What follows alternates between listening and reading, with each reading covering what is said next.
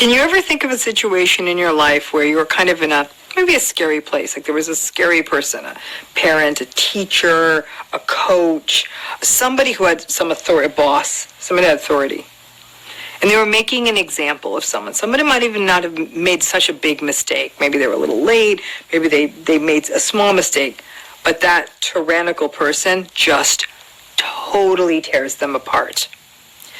I want you to think about, if you've ever been in a situation like that, which I think most of us have, and think about how it affected your behavior in that situation going forward. And in today's video, we're going to talk a little bit about how this dynamic plays, particularly with the scapegoat, and generally how the sacrifice of the scapegoat, because it's usually the scapegoat who's sacrificed in a narcissistic system, how the sacrifice of that scapegoat is a technique for the narcissist to keep everyone in line. So when you think about that scenario I laid out for you, like a lot of us can identify with that and be like, ooh, I better never fall out of line with this group, right? The scapegoat is the psychological sacrificial lamb, or I guess goat, of the narcissistic family system. They get the worst of all of it. They get the worst of the verbal abuse, they get the worst of the gaslighting, and they're always on the wrong pole of the triangulation. It is a terrible role to be in. Scapegoated people can suffer a lifetime from being placed in this role, either because they still have contact with the narcissistic family system and face their cruelty for decades, or even if they do cut off from them, the internalization of the emotional cruelty can find scapegoats facing down adulthood with complex trauma, anxiety, and a diminished sense of self and self-worth. So none of this is good. Being a scapegoat, not good. During the most recent month in my healing program, and if you're interested in that, you can go take a look at the video notes. There's a link to that. But during the most recent month in my healing program, we took on this issue of roles. And one question that came up repeatedly was, does the narcissistic person specifically choose the scapegoat? How do they make the decision of who to scapegoat? And my response to that is that it's not a conscious process. The narcissist is rubbing their hands together and calculating who the scapegoat is. The scapegoat in a system ends up being the scapegoat for so many different reasons, in a family certainly. Birth order, gender, appearance, abilities, interests, many, many other things. Approach. But the narcissistic person or parent uses the scapegoat for an abusive power play that affects everyone in the family system, even if you aren't a scapegoat. And it is a technique, interestingly, that ends up being used by narcissistic people in all kinds of narcissistically abusive systems, including workplaces, cults, church and spiritual communities, political communities, you name it. What the narcissistic person does is they turn the scapegoated person into an example. Watching the scapegoat be threatened, verbally abused, and abandoned for being bad may be done publicly to serve as a reminder to others of what happens if you break ranks or let the narcissistic person down. A sort of public pillory in the town square to warn others off from daring to exert themselves or make a mistake. The sad issue here is that the scapegoat is often not even trying to exert their autonomy or anything like that. They're just living their lives, might have done a small thing that the narcissist didn't like, and they're just the easiest target for the narcissistic person.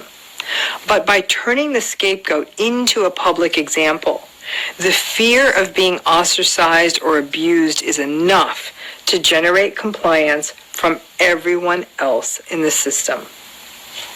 It's clear how this can happen with children in a family, because children are so disempowered by their age and by the nature of how families work. They just don't have any power in the family. But this happens in workplaces all the time, when the bullying boss dresses someone down in front of everyone, and everybody else learns to shut up and keep out of the boss's way.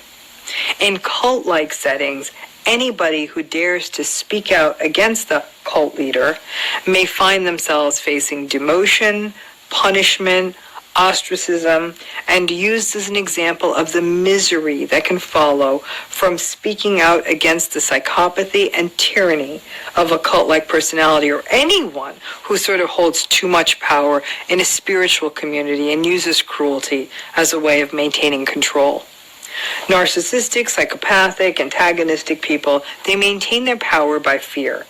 Most of us don't want to be abused, and if we are at all disempowered, either because we're children, or reliant on a job, or simply want to be part of a community that we value for some reason, then seeing that someone can be brought down and harmed is enough to make most people fall into line. And the scapegoat often becomes the easy target for the narcissistic person to use as the example.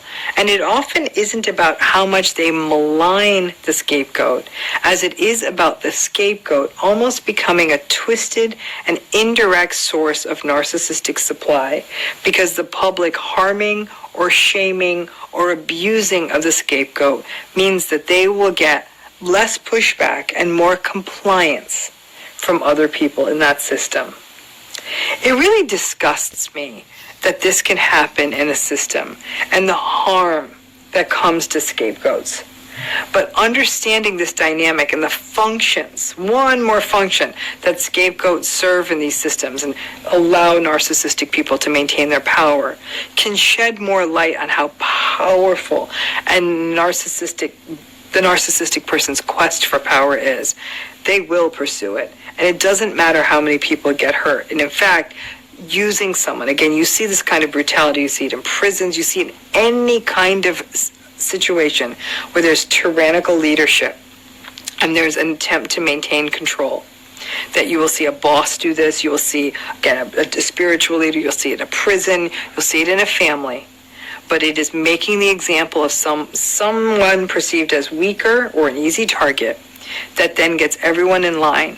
And where this is harmful, it's one thing if it's happening with adults, again, in a business or a prison or a cult. It's quite another when we recognize that a child could be commandeered by a harmful parent simply to make them an example and allow there to be control in that system going forward. Not okay. And thanks again.